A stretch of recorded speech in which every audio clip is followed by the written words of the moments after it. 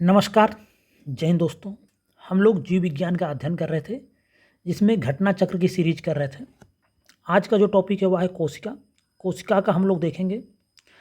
पहला प्रश्न, नाभिक के अलावा कोशिका के किस कोशिकांग में डीएनए पाया जाता है? कह रहा है नाभिक के अलावा कोशिका के किस कोशिकांग में डीएनए होता है? तो नाभिक के अलावा माइटोकॉन्ड्रिया में डीएनए पाया जाता है। देखते हैं हम लोग। नाभिक के अलावा कोशिका के माइटोकॉन्ड्रिया तथा हरित लवक क्लोरोप्लास्ट नामक कोशिकांग में डीएनए पाया जाता है, जो कि एक आनुवांशिक पदार्थ होता है तथा जीवों के लक्षणों की संकेत सूचनाओं को जन्मपत्री की भांति जनकों से संतानों में ले जाता है।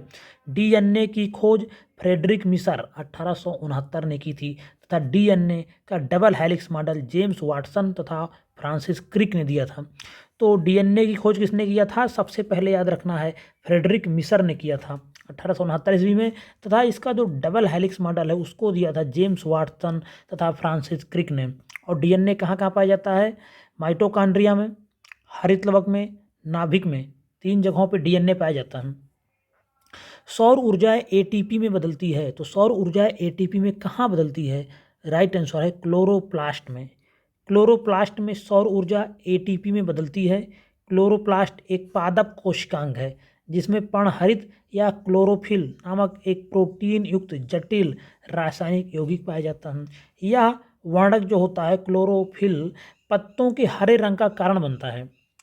निम्नलिखित में कौन सा कथन सही है? तो इसका जो तीसरे का राइट आंसर है वह है विषाणु सम एकल तंतु। विषाणु सम एकल तंतु आरएनए अणु से बने होते हैं। आईएएस में आया हुआ प्रश्न है। पादप विषाणु अविकल्पी परजीवी होते हैं जो कि सिर्फ पोषी कोशिकाओं के अंदर ही वृद्धि एवं प्रजनन करते हैं। इनमें केवल एक प्रकार का न्यूक्लियम या तो डीएनए होगा या आरएनए पाया जाता है, जो कि द्विवलयक डबल स्ट्रैंडेड या एक वलयक सिंगल स्ट्रैंडेड होता है। न्यूक्लियक अम्ल एक प्रोटीन आवरण द्वारा घिरा होता है। यह भी याद रखना है कि न्यूक्लियक अम्ल जो होते हैं वो एक प्रोटीन आवरण द्वारा घिरे होते हैं।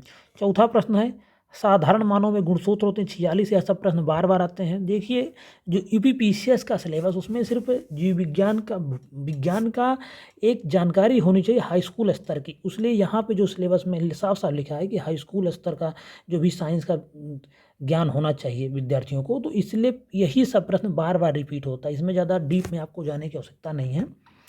मनुष्य में कितने गुणसूत्र होते हैं? 46 होते हैं। 23 जोड़े होते हैं इनके। एक 44 प्लस XX गुणसूत्र होते हैं स्त्रियों में, और पुरुषों में 44 प्लस XY होते हैं। इस पुरुष तथा स्त्री में जो 22 जोड़े गुणसूत्र होते हैं वो ऑटोसोम्स होते हैं, जबकि 23वां गुणसूत्र पुरुष में XY तथा महिला में XX होता है, जिन्हें लिंग गुणसूत्र कहते हैं। जनक के जिस संतान को XY गुणसूत्र मिलते हैं वह पुत्र बन जाता है, और जिसे XX मिलता है वह पुत्री बन जाती है। 5वां प्रश्न है, मानव शरीर की कोशिकाओं में पाए जाने वाले गुणसूत्र जोड़ों की संख्या कितनी? देखिए, बार बार प्रश्न रिपीट हो रहा है क्योंकि मैंने बताया आपको कि सामान्य विज्ञान सिलेबस में है, तो यही सब प्रश्न बार बार रिपीट होंगे। यह प्रश्न बहुत महत्वपूर्ण है एग्जाम के दृष्टिकोण से। जीवों में अत्यधिक विविधता का क्या कारण हो सकता है? तो उत्परिवर्तन जीवों में अत्यधिक विविधता का कारण है। वैज्ञानिकों का वह समूह जिसने प्रकृतिवाद के सिद्धांत को आधुनिक रूप दिया उसे नव डार्विनवादी कहते हैं। आधुनिक नव डार्विनवादियों के अनुसार जीनों में साधारण परिवर्तनों के उपरांत नए जीव बनते हैं जिससे उनमें विभिन्नताएं बढ़ जाती हैं। इन परिवर्तनों को उत्परिवर्तन कहते हैं। ये परिवर्तन स्पष्टतः वंशागत होते हैं तथा पीढ़ियों में वर्ण द्वारा नई जातियों की उत्पत्ति होती है।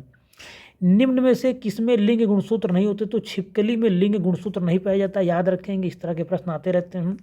छिपकली की अनेक प्रजातियों सहित अनेक जो सरीसृप होते हैं उसमें लिंग गुणसूत्र होते ही नहीं हैं। इनमें लिंग का निर्धारण पर्यावरणीय ताप से होता है। 8वां प्रश्न है, पादप कोशिका जंतु कोशिका से किस प्रकार भिन्न होती है? तो पादप कोशिका में कोशिका भित्ति पाई जाती है, जंतु कोशिका में कोशिका भित्ति नहीं पाई जाती है।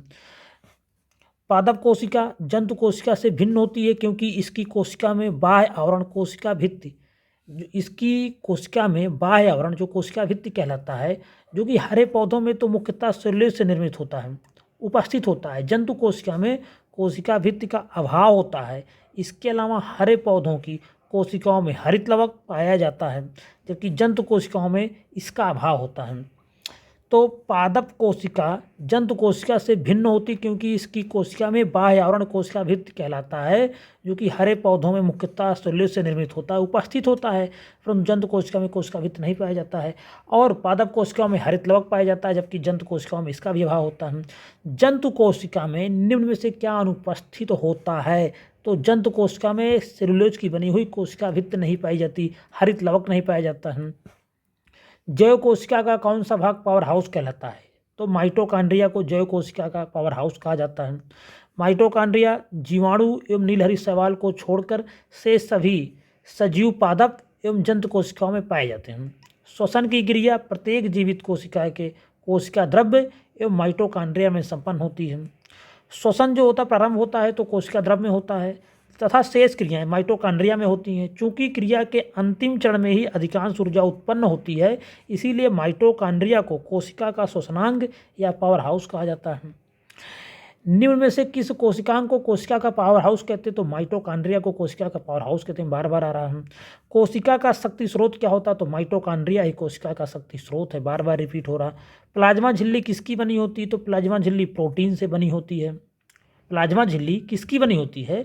तो प्लाज्मा झिल्ली प्रोटीन की बनी होती है। प्लाज्मा झिल्ली या कोशिका झिल्ली एक अर्धपारगम सजीव झिल्ली है जो प्रत्येक सजीव कोशिका के जीव द्रव्य को घेर कर रखती है। रॉबर्टसन द्वारा प्रस्तुत अवधारणा के अनुसार कोशिका झिल्ली की बाहरी एवं भीतरी परतें प्रोटीन द्वारा तथा मध्य वाली परत का निर्माण लिपिड द्वारा होता है। और वर्तमान में कोशिका झिल्ली की संरचना से संबंधित सिंगर एवं निकोलसन 1972 द्वारा प्रस्तुत अवधारणा सर्वाधिक मान्य है। इनके अनुसार कोशिका झिल्ली में फास्फोलिपिड की 2 परतें होती हैं जिसके बीच बीच में कुछ प्रोटीन्स होती हैं। 14 नंबर प्रश्न है, प्रोटीन संश्लेषण में निम्न कोशिकांगों में से किनकी भूमिका सबसे अधिक महत्वपूर्ण है? कह रहा है प्रोटीन संश्लेषण प्रोटीन सिंथेसिस में निम्न कोशिकांगों में से किनकी भूमिका सबसे अधिक महत्वपूर्ण है? तो इसका जो राइट आंसर वह है अंतःद्रव्यी जलिका और राइबोसोम, इसकी भूमिका सबसे महत्वपूर्ण होती। बहुत महत्वपूर्ण प्रश्न है। कोशिका में प्रोटीन संश्लेषण में अंतःद्रव्यी जालिका और राइबोसोम की भूमिका सर्वाधिक महत्वपूर्ण है। एक अंतःद्रव्यी जालिका की कला से राइबोसोम लगे रहते हैं तथा ये राइबोसोम प्रोटीन संश्लेषण के निर्माण स्थल होते हैं, वर्क बेंच होते हैं। तो ये महत्वपूर्ण प्रश्न बन सकता है, आईएएस में आया हुआ है, कभी पीसीएस में आ सकता है। आगे बढ़ने से पहले एक बात आपको बता दें, अगर आप अभी तक आपने इस चैनल को सब्सक्राइब नहीं किया तो चैनल को सब्सक्राइब जरूर कर लें। अगर आपको इसका पीडीएफ चाहिए तो आपको टेलीग्राम पे सर्च करना है @TechIAS और उस चैनल को ज्वाइन कर लेना है, वहाँ पर इसका आपको पीडीएफ मिल जाएगा। मानव शरीर के किस अंग में, 15 नंबर प्रश्न है, मानव शरीर के किस अंग में लसिका कोशिकाएं बनती हैं? तो तिल्ली में बनती हैं लसिका कोशिकाएं। तिल्ली के साथ ही अस्थिमज्जा में भी लसिका कोशिकाएं बनती हैं। उसके अलावा देखते हैं लसिका कोशिकाएं एक प्रकार की श्वेत रक्त कणिकाएं होती हैं जिनका निर्माण लसिका ग्रंथियों, तिल्ली, थाइमस ग्रंथि तथा अस्थिमज्जा द्वारा होता है। याद रखेंगे, प्रश्न कई बार पूछा गया है। तो लसिका ग्रंथियों में लसिका कोशिकाएं पाई जाती हैं, तिल्ली में पाई जाती, थाइमस ग्रंथि में पाई जाती है तथा अस्थिमज्जा द्वारा इसका निर्माण किया जाता है। बी लिम्फोसाइट तथा टी लिम्फोसाइट लसिका कोशिकाओं के 2 प्रमुख प्रकार हैं। याद रखेंगे, लसिका कोशिकाएं कहाँ कहाँ पाई जाती हैं, प्रश्न कई बार पूछा गया है बहुत सारे एग्जाम में। स्तंभ कोशिका अनुसंधान स्टेम सेल के क्षेत्र में नवीनतम विकास के संदर्भ में निम्नलिखित कथनों पर विचार करना है और इनमें कौन सा कथन सही है उसको बताना है। तो पहला और दूसरा कथन तो इसका गलत है। तीसरा कथन सही है, स्तंभ कोशिकाएं वस्तुतः अनंत काल तक स्वयं ही पात्र संजीवित हो सकती हैं। भारतीय अनुसंधान केंद्रों ने कुछ कोशिका रेखाओं का भी सृजन किया है जिन्हें कई प्रकार के ऊतकों में विकसित किया जा सकता है। तो जिसका right answer option number D है, 3 और 4। इसका देखते हैं एक्सप्लेनेशन।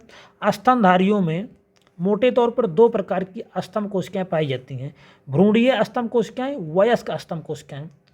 भ्रूणीय स्तंभ कोशिकाएं बीजपुटी अवस्था से व्युत्पन्न होती हैं जबकि वयस्क कोशिकाएं विभिन्न ऊतकों में पाई जाती हैं। भ्रूणीय स्तंभ कोशिकाएं बीजपुटी अवस्था से व्युत्पन्न होती हैं जबकि वयस्क कोशिकाएं विभिन्न ऊतकों में पाई जाती हैं। वर्तमान में ऐसा कोई स्रोत नहीं है जिससे कि भ्रूण या बीजपुटियों को नष्ट किए बिना नई मानव भ्रूणीय स्तंभ कोशिकाएं प्राप्त की जा सकें। स्तंभ कोशिकाएं वस्तुतः अनंत काल तक स्वयं ही पात्र संजीवित हो सकती हैं। इसके अतिरिक्त भारतीय अनुसंधान केंद्रों ने कुछ कोशिका रेखाओं का भी सृजन किया, जिन्हें कई प्रकार के ऊतकों में विकसित किया जा सकता है। 17 नंबर प्रश्न है, निम्नलिखित में कौन सा कथन प्राणियों में स्तंभ कोशिकाओं स्टेम सेल के प्रत्यारोपण के संदर्भ में असत्य है? तो ए प्राणी में जीवन भर स्वयं गुणन करती हैं, ये बिल्कुल सत्य है। ए अंगों के क्षतिग्रस्त ऊतकों की मरम्मत करती हैं, बिल्कुल सही है। ये एक या अधिक प्रकार की विशिष्ट कोशिकाओं को बनाने की क्षमता रखती हैं, तो ये भी सही है। ये केवल भ्रूण में पाई जाती हैं, तो ये गलत है, ये केवल भ्रूण में ही नहीं पाई जाती हैं। ये प्राणी में जीवन भर स्वयं गुणन करती हैं, बिल्कुल सही। ये अंगों के क्षतिग्रस्त ऊतकों की मरम्मत करती हैं, यह भी सही है। ये एक या एक से अधिक प्रकार की विशिष्ट कोशिकाओं बनाने की क्षमता रखती हैं, तो ये तीनों सही हैं, चौथा गलत है। देखते हैं इसमें, स्तंभ कोशिकाएं एक विभाजनशील कोशिका होती हैं। स्टेम सेल एक विभाजनशील कोशिका होती है जिसमें स्वतः विभाजन की प्रक्रिया होती है। यह विभाजित होकर विशिष्ट कोशिकाओं का निर्माण करती है तथा ये अंगों के क्षतिग्रस्त ऊतकों की मरम्मत करती हैं।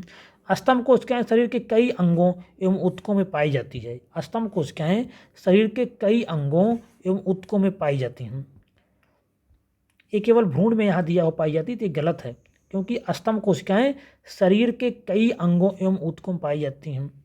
18 नंबर प्रश्न है, प्रक्रमित कोशिका मृत्यु प्रोग्राम्ड सेल डेथ के कोशिकीय और आणविक नियंत्रण को क्या कहते हैं? इसको कहते हैं एपोप्टोसिस कहते हैं। एपोप्टोसिस कहते हैं। प्रक्रमित कोशिका मृत्यु में कोशिकीय और आणविक नियंत्रण को एपोप्टोसिस कहते हैं। यह भ्रूणीय विकास तथा अंगों के प्रति विकास के समय होता है। 19 नंबर प्रश्न है और इसका कोशिका का या आखिरी प्रश्न है, हमारे तंत्र में अधिकतम एटीपी अणुओं को उत्पन्न करने वाला पद कौन सा है? तो वह है क्रेब्स चक्र। हमारे तंत्र में अधिकतम एटीपी अणुओं को उत्पन्न करने वाला पद कौन सा है? क्रेब्स चक्र है। बहुत महत्वपूर्ण प्रश्न है यह। इसी के साथ वीडियो समाप्त हो रहा है। वीडियो अगर आपको पसंद आए तो लाइक जरूर करें, कुछ भी कहना है, कोई सजेशन देना है तो कमेंट करें। अभी तक चैनल को सब्सक्राइब नहीं किया, चैनल को सब्सक्राइब जरूर कर लें। धन्यवाद।